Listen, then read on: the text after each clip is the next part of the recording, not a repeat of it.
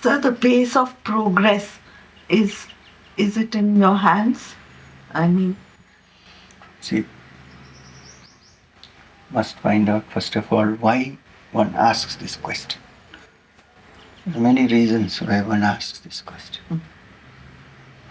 One is lazy to put an effort and therefore likes to think that it is not in our hands. No? Sometimes. Correct. Not always.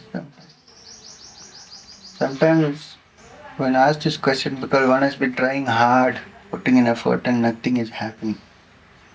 Or what we think has to happen is not happening. And third is when we think we are working hard at it, we have to find out, are we really working so hard at it? Are we imagining that we are working hard at it? So these are various things to be considered. I would say that as long as you live in a state of mind where you make choices, I want to get this done, I will do it in the outside world. Then you have to apply the same also to the internal. And not worry about whether it is in our hands or not. Because that question may lead us to laziness. So, as long as we see that we are able to do things and work hard for other purposes and not for sadhana, then that means we are just finding an excuse of is it in our hands. The real meaning of that is put in all whatever effort you have. As much as you would put in effort to get something in this world or more. And then if the results don't come, don't bother about it. Say it is not in my hands. That is first right. give it 100%. Thought that is it in our hands, it is not. So when we are hungry, we don't ask this question. We have to get food somehow. Right? So that is a philosophical question. Is it in our hands? That we will discover when we see that. When you come there, you actually discover. Don't use it as a practical excuse. When you get there, you suddenly discover that nothing is in our hands for the simple reason that we don't have hands. Really, I'm not joking. It's not a figurative expression.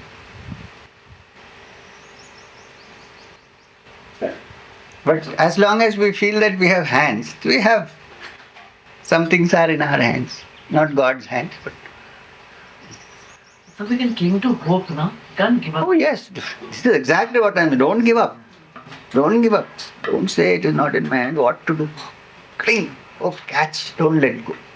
So even if practically you feel that it's a no-go situation or whatever. That you know well. But is it like not accepting it? Accept it, but try to change it till the last breath. Huh? That way I know you are a brave lady. You have gone so much, you know what it is like. I'm saying, can we apply this also to the spiritual practice? Even in the most desperate situations, don't let go. I know we shouldn't make an excuse also. Don't make it. That's exactly what I'm trying to say. But it is quite natural that sometimes the mind would want an excuse. Give it a little leeway and then say, come on, enough. Come back. Pull it. This is how things work. Nothing should be carried to fanatic limits. Middle path means that sometimes the mind wants to let it go for a while, but bring it back again and say, now enough, come. Because in the beginning, if you keep tightening the noose, the mind may rebel and you can't control your mind. It is so strong, stronger than the wind.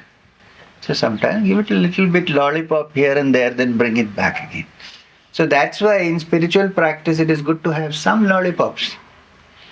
Somewhere you keep the mind engaged, even if it is not engaged in the inner, but certainly not in the outer. So like you sit and chant or you do some puja, you keep yourself involved. It is in some way linked to what you are seeking, but it is not exactly that. At least it keeps the mind away from simply getting caught in karobars and things like that. Because otherwise, if you have nothing to hold on to, the mind cannot remain in a vacuum for very long. It's like nature. Whenever there is a vacuum, air tries to get it. It is the same way. Except in the car's tire, it tries to get out. No? Air. Tries to get out from where, sir? Car's tire when it punctures. Oh, God. Yeah.